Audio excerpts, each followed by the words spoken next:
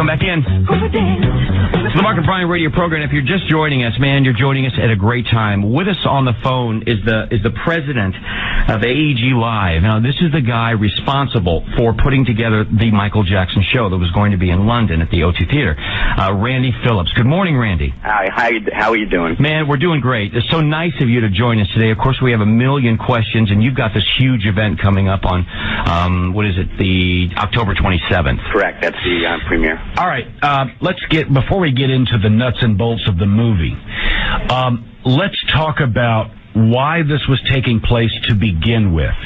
Michael had gone quiet for many years, basically only releasing studio albums, and had not toured, had not done a show, yet he decides that he's going to come back and do, I think at first it was 10 shows at the O2 Arena in London. Randy, was it his idea or was it yours? And how did that come to fruition? All right, well, first of all, it was actually, the original deal was for 31 shows. Mm-hmm. We only put 10 on sale first. Mm-hmm. And then we were going to, what you do in that business is you roll into the other shows. You never put them all up at the same time. And the demand was so off the hook.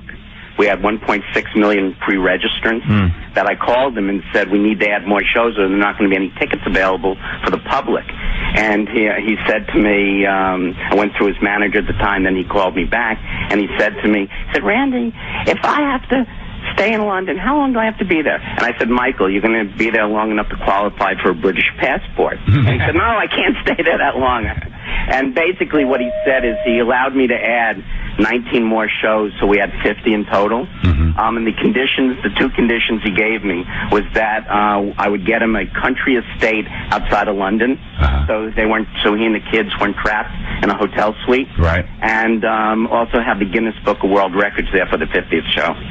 Now, tell us about, this was obviously coming together, the first time you sat down and met with Michael and how that came about. Well, actually, it was 2 years ago when we were opening the O2 Arena in London. Mm-hmm. I went to him, and he was on the top of our list of artists who could do what we call residency shows, where you sit in one city and people come to you. Right. It's kind of the Muhammad comes to the mountains strategy. Mm-hmm. Right. And at the time, he wasn't ready, and he turned me down. And then fast forward a year and a couple of months, and I get a call from some guys at a company called Colony Capital that had just bought his note at Neverland. He kept it out of bankruptcy. Right. And we're restructuring his finances, and they said he's ready to work, and he asked to see you. Okay, and so that meeting took place where? That meeting, the original meeting, took place at the Bel Air Hotel. And how many people were in the room? It was Mike, myself, and a gentleman named Dr. Tomei, who was his manager at the time. Okay, now it's a president of this huge production company, AEG Live, and producer of the show. You had to be thinking then of the future problems. This is Michael Jackson. Nice guy or not, odd or not, it's Michael Jackson and the whole circus, which is his life. I mean, that was a big risk to take, was it not? No, it was a huge risk, and everybody warned me against doing it.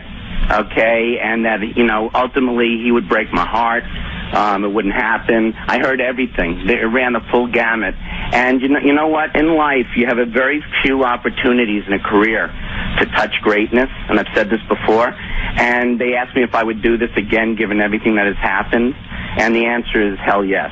Okay, because, All right, you say touch greatness. Tell us now, after you had this meeting, what was he like in the planning stages? Was he focused? Was he motivated? What was he like in that setting? Well, one of the things that the film, which is what we're talking about ultimately here, the film is Michael answering all the naysayers and the critics from the grave. Okay, because it'll answer these questions better than I can, because it's real and it's authentic. In fact, in listening to Billie Jean, the lead-in to this interview, when you see the clip and when you see the movie and the performance on Billie Jean uncut, it's going to blow your mind. And as far as him being focused, I've heard the people say Michael was manipulated, he was this, he was unfocused, he was dazed. All not true. Michael was the manipulator. How so? In a very positive sense, in that he had a creative vision that was absolute genius, and we just followed him. He was the law. I mean, whatever was on stage, it was his decision. Did he do most of the... In fairness, it was a collaboration between him and another brilliant director named Kenny Ortega. Yeah. So the moves, the choreography, we of course have seen little snippets and where he looked great. By the way, was that all him? He did everything. Yeah. We in this film, when you see the film, okay, it shows you how much in control. And when you look at the dancers around him, who were in their 20s, and Michael was of course 50. Okay, they were in awe of him. So we were at lunch with Tim, and this is kind of why we're so excited about having you on, because Tim told us that you're the guy that we need to talk to, Randy. You got to talk to Randy Phillips. But he did mention how what a great father Michael was. When the cameras weren't rolling. I mean, the guy, or when the camera was rolling, but he was just a really loving father. That's something we kind of didn't know. This is an interesting anecdote to this whole thing. When he said yes, and when we finished the press conference in London, that huge press conference that was shown around the world, right? And then I first realized just how big this thing was going to be. I asked him when it was just he and I. We went to see Oliver Twist. I took he and the kids, and actually the original Oliver, Mark Lester, to see Oliver Twist at the West End in London. Wow. And we had a couple of moments again. I said, why did you decide to say yes this time and do this? And he said something really poignant to me. He said, you know what? My kids are old enough now to appreciate what I do, and I'm still young enough to do it. That's a good answer and a good reason. Yeah. Now, when the toxicology report came out, there was a literal pharmacy in this man's body. Did you have any difficulty in dealing with him? Did he appear drugged to you at any time? You know, it's funny. When you look back, as you're going through something, sometimes you don't realize nuances and stuff. And the one thing I've learned in this whole process is you have to be straight and you have to be honest with the press, with the public, when people ask you. And my biggest concern with him was an eating disorder, and that he wasn't gaining weight. And I was really concerned about that, and so was Kenny Ortega. As far as my interaction with him, when I saw him, he was focused, spot on, knew what he wanted, knew how to twist my arm to get it. And no, I really didn't realize he had, the sleep, the drug thing really manifested itself, obviously, at night, with the sleeping disorder, and none of us tucked him in at night. Right. So the Michael we interacted with was vital and ready for this comeback. The one that's being described now, we really didn't see. We talked earlier about this huge risk that you were taking, and I don't think it's a bad thing if you did, in fact, but did you film these shows, and all this footage is going to be in this great movie coming out, did you film these shows sort of maybe as a safety bumper, just in case? No, it was an accident. How so? It's accidental greatness. Basically, I said to Michael when we started down this road, that we should archive it.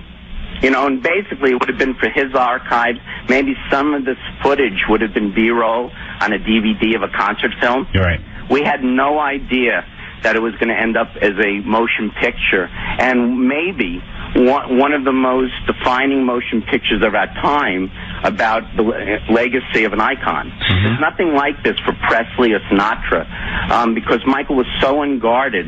It's like a real glimpse into the heart and soul of the genius at work. Wow. I mean, if we could have seen Michelangelo paint the Sistine Chapel, that's what this is. Now, let's go back, because we've always known Michael as a thin man, always. Right. But you said eating disorder. Are we talking about purging, or what are we talking about? No, what happened, he was like an absent-minded professor when he was working, and he was so wrapped up in this show that he would miss meals. Like, he wouldn't go sit down and eat dinner. He'd work through dinner, to where Kenny and I said to him, Michael, this is crazy. You've got to eat. And in fact, in one of the last times we were together, actually viewing some of the 3D footage that was shot for these mini films for the live stage show, Kenny was actually cutting up chicken and broccoli and feeding him as he was barking out changes. And was he eating it? Yeah. No. Michael is the study of inconsistencies. Okay, I mean, we had he and the kids and Danny Peck's kids, who he's friends with, Gregory Peck's son. Right. We had them up at the ESPN zone in the arcade for an afternoon. Right. And we had chicken fingers, like fried chicken. Right. I mean, okay, Michael must have eaten 10 of them. Wow. Well, they are pretty good there. I was shocked. I thought he was a vegetarian. What was he like? We're talking to you, the guy, the producer. What was he like that last night of rehearsal? It was. I had no joke. I had goosebumps watching him. Yeah. I mean, Tim can tell you because he was there too. Yeah. Okay, it made me realize what this was all about. And the funny thing is, and I said this before when I released that footage a long time ago. Right. Okay, to answer the critics because I got tired of listening to all the lies and misstatements. Right. When we were walking out of Staples Center into our cars, he put his arm around me and said, "Thank you," in that soft, lilting voice of his. He said, "Thank you for getting me this far. I can take it from here." Wow, boy. And he was like in great spirits. I mean, whatever happened that morning at the house, and I was at the hospital when he arrived, but whatever happened that morning at the house certainly wasn't something that he ever thought or planned. Okay. We heard from Tim when you guys sat down that night and you saw the 3D effect of Thriller. And a ton of money had gone into this, and a lot of people questioned, is it worth it? He said after that Thriller 3D effect, he said, that's the best goddamn thing I've ever seen. Yeah, he actually said to me, he said, if we just did that, it would be worth the price of admission. Now, is the film going to get into that stuff? Well, you're going to see the full elements and the creation of the characters and the visuals from Thriller. We didn't have time to effect an actual 3D release for this initial release of the film. There just was not enough time. But yeah, we will repurpose that intellectual property in the future, and it will live. Let me get this out because it's important, and we'll repeat it at the end of this. But Regal Cinema Stadium 14 LA Live will open with 14 special advanced screenings of Michael Jackson's This Is It on October 27th for 2 weeks only.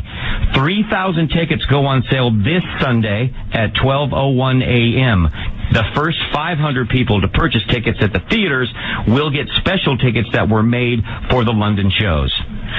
And those of you that are into it, get this, lineups will be allowed beginning Thursday at 5. Can you say circus?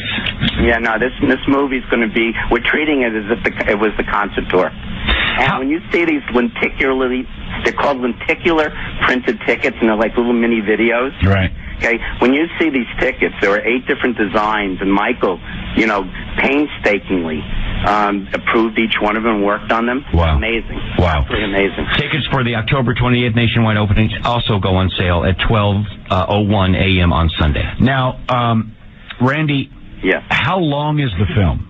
The film's probably going to run about between 105 and 108 minutes. Now, I'm wondering if I misheard Tim. How many screens are you going to open on? Well, we've gotten different numbers. The range is anywhere from 15,000, which is gigantic, simultaneous worldwide, to as many as 25,000 for the opening 5 days. All right, now, that is unheard of. That is a gigantic number of screens. That's I mean, it's in the history of the motion picture industry. Yeah, that's what I thought. I maybe misunderstood, but I didn't. So 2-week run. One would think that's probably going to sell out. Are you prepared for an extension? Right now we're trying not to, only because we want to close the window between when the DVD can come out and when it ends in theatrical. Right. But, of course, everything in life is subject to change. Of course. Okay, and if the demand is that over the top, which it could be, there is always that possibility.